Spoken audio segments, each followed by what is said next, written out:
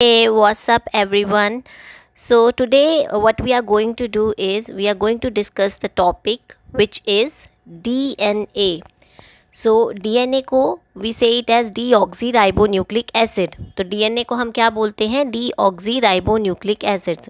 So, today we are going to discuss about the structure of DNA and little bit about the function of DNA. So आज के topic में हम basically structure of DNA को समझने वाले हैं और डिस्कस करने वाले हैं. So as you can see, DNA is a double helical structure which was discovered by Watson and Crick, for which he got Nobel Prize as well. So जैसे कि आप देख पा रहे हैं कि जो DNA है वो डबल हेलिकल स्ट्रक्चर है जो कि आपका वॉटसन एंड क्रिक ने डिस्कवर किया था, जिसके लिए उनको नोबेल प्राइज़ भी अवार्ड किया गया था. So the form of structural form of DNA which we are going to discuss today is the B form of DNA. सो हम जो डीएनए की जिस फॉर्म को आज डिस्कस करने वाले हैं वो बेसिकली आपकी बी फॉर्म ऑफ डीएनए है. आपकी other form of DNA are also there, but we are going to focus on B form of DNA today. So today topic would be in Hindi as well as English. तो आज का topic Hindi और English दोनों में होने वाला है, so that दोनों ही मीडियम के स्टूडेंट्स को डिफ़िकल्टी ना हो समझने में.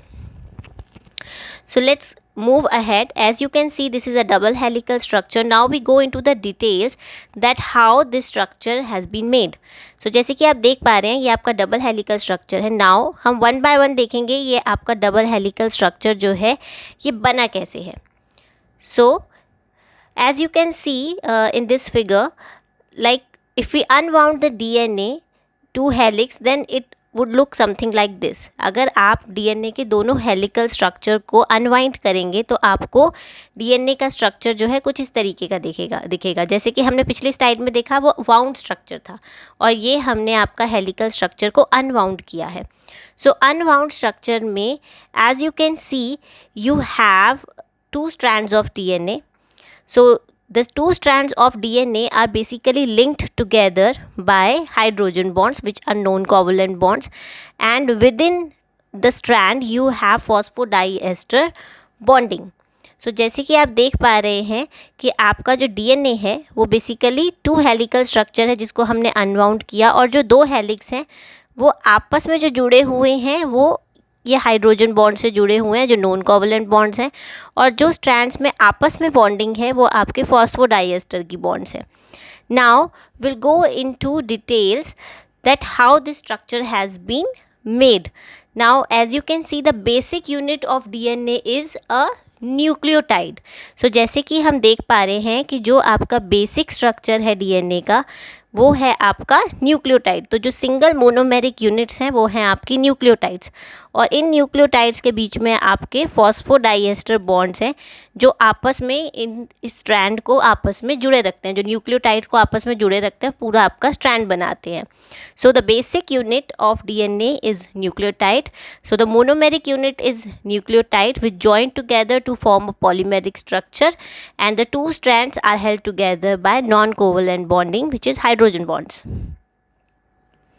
So next, as we were discussing about the nucleotide, now a nucleotide is composed of three components. आपका जैसे कि हमने कहा कि आपका polymeric structure जो है वो आपके monomeric unit nucleotide से बना हुआ है, और nucleotide जो है वो आपका basically three structure से बना हुआ है. So first structure of the nucleotide is your ribose sugar. Okay, your pentose sugar, that means you have 5 carbon sugar, and we call it as deoxyribonucleic acid because जो आपका second carbon है इस आपकी ribose sugar का, यहाँ पे OH group की जगह H ग्रुप होता है, तो इसीलिए इसको राइबोन्यूक्लिक एसिड कहा जाता है. तो आपकी पेंटोस शुगर है फर्स्ट कंपोनेंट, देन आपका नाइट्रोजिनियस बेस है जो आपका सेकेंड कंपोनेंट है जो आपके फर्स्ट कार्बन से अटैच्ड है. ये जो कार्बन है आपका ये फर्स्ट कार्बन है. देन आपके 5 प्राइम कार्बन यानी इस कार्बन से जो आपका थर्ड कंपोनेंट है वो अटैच है, that is your phosphate moiety. Okay, so आपके 3 कंपोनेंट्स हैं. First component is your phosphate sugar. First component है आपका फॉस्फेट शुगर, सेकेंड कंपोनेंट है आपका नाइट्रोजीनियस बेस, एंड जो थर्ड कंपोनेंट है वो है आपका phosphate group. Now how this structure would be made. So you have one strand of DNA which is running from 5 prime to 3 prime. Now the another strand would be in 3 prime to 5 prime direction. आपका एक strand जो है DNA का वो 5 prime to 3 prime direction में होता है, और जो दूसरा होगा वो उसके एंटी पैरेलल होगा, यानी 3 प्राइम टू 5 प्राइम डायरेक्शन में होगा. अब होता क्या है कि आपके कॉम्प्लीमेंट्री बेसिस जो है वो अटैच होते हैं. कॉम्प्लीमेंट्री इन द सेंस हमेशा आपका ए जो है वो टी के साथ बॉन्ड करेगा, यानी एडेनिन थायमीन के साथ बॉन्ड करेगा, और आपका साइटोसिन जो है वो आपका ग्वानिन के साथ करेगा. As you can see, you have adenine which will bond with thymine and you have cytosine which will bond with guanine. And आपका एडेनिन एंड थायमीन के बीच में डबल हाइड्रोजन बॉन्ड्स होते हैं, ग्वानिन और साइटोसिन के बीच में ट्रिपल हाइड्रोजन बॉन्ड्स होते हैं. Now let's see what these adenine, thymine, cytosine, guanine are. तो अब हम देखते हैं ये adenine, thymine, cytosine and guanine है क्या. सो आपके जो नाइट्रोजीनियस बेसिस हैं वो बेसिकली आपके टू कैटेगरीज़ में फॉल होते हैं. One is your purines and the another is pyrimidines. तो जब हम आपकी प्योरिन्स की बात करते हैं, जब हम आपके प्योरिन्स की बात कर रहे हैं, तो प्योरिन में आपके एडेनिन एंड ग्वानिन आते हैं. ये आपकी डबल रिंग स्ट्रक्चर है. As you can see, this is ring number 1, this is ring number 2. So आपके प्योरिन्स जो है वो 2 रिंग स्ट्रक्चर है, एंड इनके अंदर आपके एडेनिन आता है एंड ग्वानिन आता है. नेक्स्ट आपके जो है आपका नाइट्रोजीनियस बेसिस की जो कैटेगरी है वो है आपके पिरामिडीन्स की. ठीक है. एंड पिरामिडीन्स आपके 3 टाइप के हैं, cytosine, thymine and uracil. Now uracil जो है ये सिर्फ आपका आरएनए का कंपोनेंट है, ये आपके डीएनए में नहीं पाया जाता. सो अगर हम बात कर रहे हैं डीएनए की, तो डीएनए में आपका यूरेसिल जो है वो नहीं होगा. तो ये आपको हमेशा याद रखना है. तो डीएनए में जो मेन आपका रोल प्ले कर रहे हैं वो है आपके cytosine and your thymine. So now अब आप ये जो देख सकते हैं डायग्राम, इससे आपको क्लियर हो जाएगा कि आपका एक स्ट्रैंड जो है वो आपका 5 प्राइम टू 3 प्राइम रन कर रहा है. अब आप देख सकते हैं जो आपका ये वाला स्ट्रैंड है जो आपका 5 प्राइम टू 3 प्राइम रन कर रहा है, इसके अंदर जो आपका राइबोस शुगर का जो 5th कार्बन है वो आपका अपवर्ड डायरेक्शन में है. वेयर एज अगर आप दूसरा स्ट्रैंड इसके जस्ट सामने देखिएंगे तो इसका जो 3 प्राइम कार्बन है वो आपका ऊपर की तरफ है. तो इससे ये पता चलता है कि एक स्ट्रैंड आपका 5 प्राइम टू 3 प्राइम डायरेक्शन में रन कर रहा है, तो दूसरा आपका 3 प्राइम टू 5 प्राइम डायरेक्शन में रन कर रहा है. So these are anti parallel to each other, and आपके आपस में ये जो दोनों स्ट्रैंड्स हैं they are held together by hydrogen bonds. So both the strands, they are held together by non-covalent hydrogen bonds, and one strand would move in 5 prime to 3 prime direction and the another one would move in 3 prime to 5 prime direction. That's why we call it as anti-parallel. Now next, when we talk about the structure, now each turn, this turn would have you have 10 base pairs.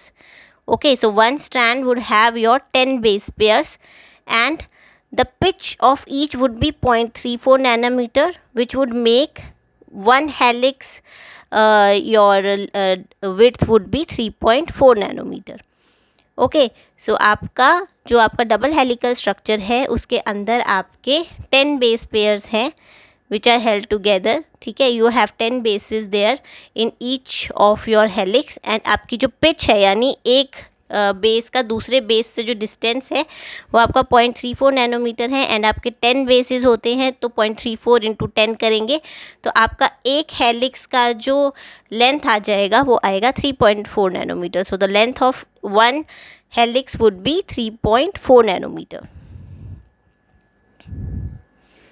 So when we talk about DNA, there is another concept which we call as the major and the minor grooves. Like when we say that you have a double helical structure. So in this double helical structure, these are the grooves which are major grooves, and some of the grooves like here would be formed which are minor grooves.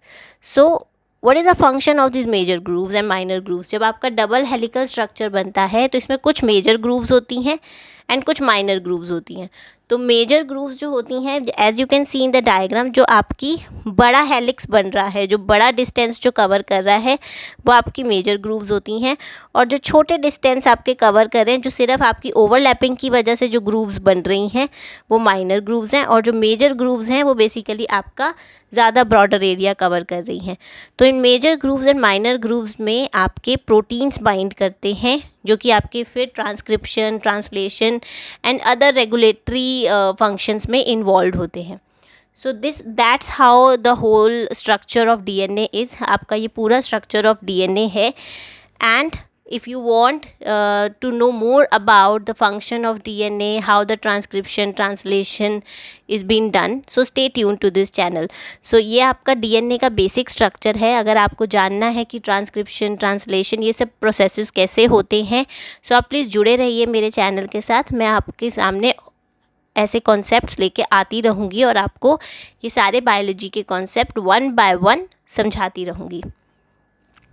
सो अगर आपको मेरी videos पसंद आ रही हों तो please like करिए, subscribe करिए and please bell icon ज़रूर दबाइए, सो दैट मैं जब भी कोई नई वीडियो डालूँगी तो आपको पता लगता रहेगा। और मैं हर ऑल्टरनेट डे पे वीडियोस डालती हूँ। अगर आपकी कोई भी सजेशन हो और आप कोई ऐसा टॉपिक हो जो आप चाहते हैं कि मैं लूँ अपने नेक्स्ट लेक्चर में, तो प्लीज़ आप मुझे कमेंट करके ज़रूर बताइएगा।